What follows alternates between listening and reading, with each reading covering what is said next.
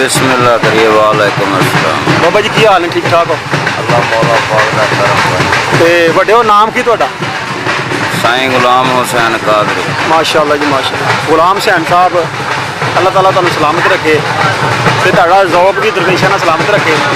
ਤੇ ਕਿਹੜੀ ਜਗ੍ਹਾ ਤੋਂ ਤਸ਼ਰੀਫ ਲਾਏ ਜੀ ਮੇਲੇ ਤੇ? फैसलाबाद चक नंबर 232 रेबेर सालेवाल। ਮਾਸ਼ਾਅੱਲਾ ਜੀ। ਫੈਸਲਾਬਾਦ ਯਾਨੀ ਕਿ ਸਾਡੇ ਜ਼ਿਲ੍ਹੇ ਤੋਂ ਤੁਸੀਂ ਆਏ ਜੀ। ਅਸੀਂ ਵੀ ਤੁਹਾਡੇ ਹਮਸਾਏ ਕਹਿ ਲਓ ਜੀ।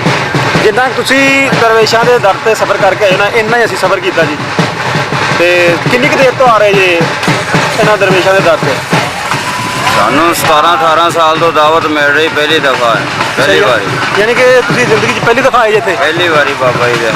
ਤੇ ਕਿਹਦਾ ਲੱਗ ਰਿਹਾ ਹੈ ਬਾਬਾ ਜੀ ਸਾਦਕ ਸਾਈਂ ਸਰਕਾਰ ਰਹਿਮਤੁल्लाह अलैह ਸਾਹਿਬ ਤੇ ਜਿਹੜੇ ਦਰਵੇਸ਼ ਨੇ ਇਹਨਾਂ ਦੇ ਦਰ ਤੇ ਆ ਕੇ ਕੀ ਮਹਿਸੂਸ ਕਰ ਰਹੇ ਹੋ? ਮਸਲਾ ये 14वीं सदी के ऐसे फकर होए जिन्होंने बड़े बड़े वलियां नू राह पाता, राह सीधा कर दिया। ਕੀ ਬਾਤ ਹੈ, ਕੀ ਬਾਤ फकर लोग होले, फकर लोग मस्त बादशाह। ਬਿਲਕੁਲ ਬਿਲਕੁਲ ਬਿਲਕੁਲ। ਫਕੀਰ ਹੀ ਲੈਣ ਦੇ ਬੰਦੇ ਸੀ ਇਹਨਾਂ ਦਾ, ਕੋਈ ਮਿਸ਼ਨ ਕੋਈ ਮਕਸਦ ਨਹੀਂ ਸੀ ਇਹਨਾਂ ਦਾ। ਮਿਸ਼ਨ ਸਿਰਫ ਫਕੀਰ ਹੀ ਲੈਣ ये ਸੀ। अल्लाह की खास बंदगी होंदी है। अल्लाह मोहम्मद की बंदगी करने वाले लोग बिल्कुल। सच्ची सुच्ची उच्ची सुच्ची बंदगी। ਨਹੀਂ ਤੇ ਤੁਸੀਂ ਪੰਜਾਬ ਦੇ ਵਿੱਚ ਹੋਰ ਵੀ ਮੇਲੇ ਵੇਖੇ ਹੋਣੇ?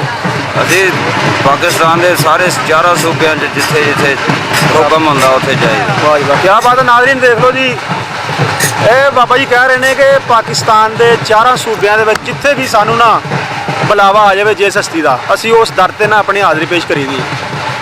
ਦੇਖ ਲਓ ਜੀ, ਸਾਡੇ ਵਰਗੇ ਲੋਕ ਨੇ ਕਿ ਮਸਰੂਫ ਰਹਿੰਦੇ ਨੇ। ਸਾਡੇ ਕੋਲ ਇੰਨੀ ਤੌਫੀਕ ਨਹੀਂ ਹੁੰਦੀ ਕਿ ਅਸੀਂ 10 ਕਿਲੋਮੀਟਰ ਦਾ ਸਫ਼ਰ ਕਰਕੇ ਕਿਤੇ ਜਾ ਸਕੀਏ। ਕਹਿੰਦੇ ਨੇ ਜੀ ਪਾਕਿਸਤਾਨ ਦੇ ਹਰ ਸੂਬੇ ਦੇ ਵਿੱਚ ਇਸ ਤਰ੍ਹਾਂ ਦੀ ਮੁਕੱਦਸ ਹਸਤੀਆਂ ਦੀ ਹਰ ਜਗ੍ਹਾ ਨਾ ਜਾ ਕੇ ਜਿੱਥੋਂ ਵੀ ਬੁਲਾਵਾ ਆ ਜੇ ਤੇ ਉੱਥੇ ਜਾ ਆਪਣੀ ਹਾਜ਼ਰੀ ਪੇਸ਼ ਕਰੀਦੀ ਹੈ।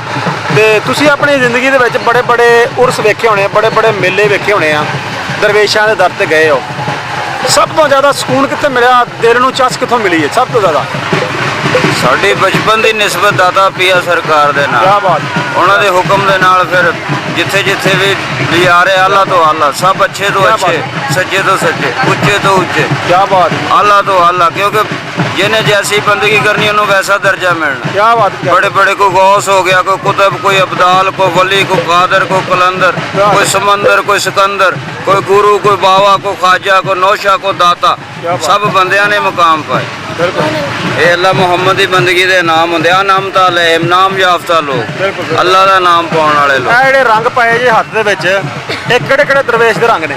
ਇਹ ਅੱਲਾਹ ਪੰਜਤਨ ਪਾਕ ਦੇ ਰੰਗ ਆ ਅਸਲੀ। ਆ ਜਿਹੜੇ ਸਾਡੇ ਸਿਰ ਦੇ ਉੱਤੇ ਦੇ, ਉਹ ਸਾਡੇ ਆਸੇ ਦੇ ਉੱਤੇ ਕੀ ਬਾਤ। ਪੰਜਤਨ ਪਾਕ ਦੇ 5 ਰੰਗ। ਪੰਜਤਨ ਕਾਲਾ ਨਬੀ ਪਾਕ ਸਰਕਾਰ ਦਾ, ਨੀਲਾ ਅਲੀ ਮੌਲਾ ਪਾਕ ਸਰਕਾਰ ਦਾ, ਸਫੈਦ ਅੰਮਾ ਸਈਦਾ ਫਾਤਿਮਾ ਤੋਂ ਜ਼ਾਹਰਾ, ਬਿਲਕੁਲ।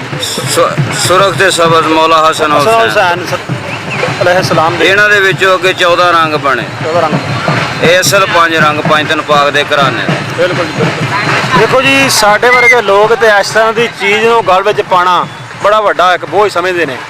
ਤੇ ਵੇਖੋ ਜੀ, ਇਹ ਲਗਨ ਹੁੰਦੀ ਹੈ। ਦੇਖੋ ਜੀ, ਤੁਸੀਂ ਇੰਨੇ ਰੰਗ ਪਾਏ ਗਲ ਦੇ ਵਿੱਚ, ਤੇ ਅੱਲਾਹ ਤਾਲਾ ਤੁਹਾਨੂੰ ਸਲਾਮਤ ਰੱਖੇ। ਤੇ ਬੜੀ ਖੁਸ਼ੀ ਹੋਈ ਤੁਹਾਡੇ ਨਾਲ ਮੁਲਾਕਾਤ ਕਰਕੇ ਜੀ। ਇਹ ਮੰਜ਼ਿਲ ਹੁੰਦੀ ਹੈ, ਡਿਊਟੀ ਹੁੰਦੀ ਹੈ, ਹਰ ਬੰਦੇ ਦਾ ਕੰਮ ਇਹ ਕਾਮਲ ਮੁਰਸ਼ਿਦ ਦਾ ਫੈਜ਼ ਹੁੰਦਾ। ਬਿਲकुल ਜੀ, ਜਿਹਦੇ ਉੱਤੇ ਨਿਗਾਹੇ ਕਰਮ ਹੋਈ, ਉਹਦੀ ਜ਼ਿੰਦਗੀ ਵੀ ਸਿੱਧੀ ਕਰ ਦਿੰਦੇ, ਬੰਦਗੀ ਵੀ ਸਿੱਧੀ ਕਰ ਦਿੰਦੇ। ਬਿਲਕੁਲ। ਕਿਉਂਕਿ ਹਰ ਬੰਦਾ ਅੱਲਾਹ ਮੁਹੰਮਦ ਦੀ ਬੰਦਗੀ ਕਰਨ ਆਇਆ। ਕੀ ਬਾਤ, ਉਹ ਸੀ ਛੱਡ ਕੇ ਦੁਨੀਆ ਦੀ ਗੰਦਗੀ ਦੇ ਪਿੱਛੇ ਪਏ। ਕੀ ਬਾਤ, ਕੀ ਬਾਤ। ਕਿਉਂਕਿ ਅਸਲ ਬੰਦਗੀ ਦਾ ਮੁਕਾਮ ਇਹ ਹੀ ਹੈ। ਇੱਕ ਛੋਟਾ ਜਿਹਾ ਸਾਡੇ ਵੇਖਣ ਵਾਲੇ ਨਾਜ਼ਰੀਨ ਨੂੰ ਨਾ ਕੋਈ ਮੈਸੇਜ ਦੇ ਦਿਓ, ਪੈਗਾਮ ਦੇ ਦਿਓ ਦਰਵੇਸ਼ਾਂ ਦੀ ਤਾਲੀਮਾਤ ਔਰ ਦਰਵੇਸ਼ਾਂ ਦੇ ਮਿਸ਼ਨ ਦੇ ਹਵਾਲੇ ਨਾਲ। ਤੁਸੀਂ ਇੰਨੀ ਦੁਨੀਆ ਫਿਰੀ ਆ, ਪਾਕਿਸਤਾਨ ਦਾ ਹਰ ਸੂਬਾ ਫਿਰਿਆ, ਹਰ ਦਰਵੇਸ਼ ਦੇ ਦਰ ਤੇ ਤੁਸੀਂ ਹਾਜ਼ਰੀ ਦਿੱਤੀ ਆ। ਕੋਈ ਚੰਗਾ ਜਿਹਾ ਮੈਸੇਜ ਦੇ ਦਿਓ ਲੋਕਾਂ ਨੂੰ ਤਾਂ ਕਿ ਦੁਨੀਆ ਦੇ ਵਿੱਚੋਂ ਕੁਝ ਲੈ ਕੇ ਜਾਣ। ਅੱਲਾਹ ਪਾਕ ਦੀ ਸ਼ਾਨ ਐਸੀ, ਨਬੀ ਪਾਕ ਸਰਕਾਰ ਦਾ ਮੁਕਾਮ ਐਸਾ ਕਿ ਉਹਨਾਂ ਨੇ ਇਨਸਾਨੀਅਤ ਜਿਹੜੀ ਇਹਦਾ ਦਰਜਾ ਬੁਲੰਦ ਕੀਤਾ।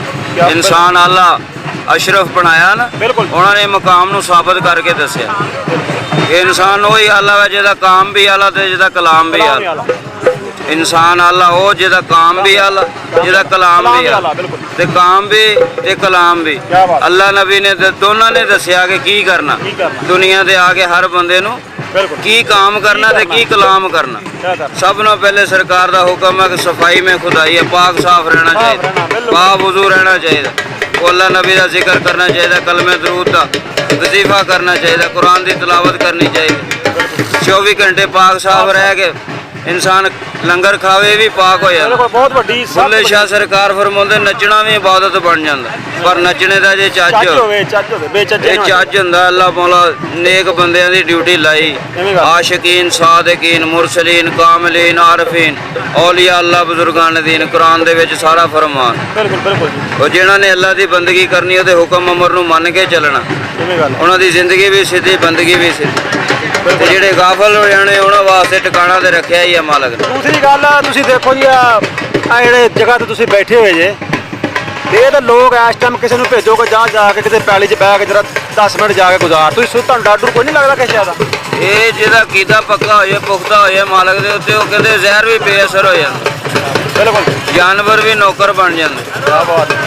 ਚਲੋ ਜੀ, ਅੱਲਾਹ ਤਾਲਾ ਤੁਹਾਨੂੰ ਸਲਾਮਤ ਰੱਖੇ। ਅੱਲਾਹ ਮੌਲਾ ਪਾਕ ਖੁਸ਼ ਰੱਖੇ, ਪੰਜਨ ਪਾਕ ਹਰ ਪਾਕਿਸਤਾਨ ਦੇ ਦੁਆ ਕਰ ਦਿਓ ਹਰ ਜੀ। ਛੋਟੇ ਵੱਡੇ ਕਲਮਾ ਗੋ ਨੂੰ 24 ਘੰਟੇ ਬਾਵਜੂਦ ਰਹਿਣ ਦੀ, ਕਲਮਾ ਦਰੂਦ ਦਾ ਜ਼ਿਕਰ ਫਿਕਰ ਕਰਨ ਦੀ, ਫਾਲਤੂ ਦੁਨੀਆ ਦੀਆਂ ਗੱਲਾਂ ਤੋਂ ਬਚਣ ਦੀ ਤੌਫੀਕ ਫਰਮਾਏ, ਰੂਹਾਨੀ ਜਿਸਮਾਨੀ ਸ਼ਿਫਾ ਫਰਮਾਏ, ਜ਼ਾਹਰੀ ਬਾਤਨੀ ਸ਼ਿਫਾ ਫਰਮਾਏ। ਅੱਲਾਹ ਮੌਲਾ ਪੰਜਨ ਪਾਕ ਔਲੀਆ ਅੱਲਾਹ ਬਜ਼ੁਰਗਾਨ ਦੀਨ ਦੇ ਦਰ ਤੇ ਆਉਣ ਜਾਣ ਦੀ ਤੌਫੀਕ ਅਤਾ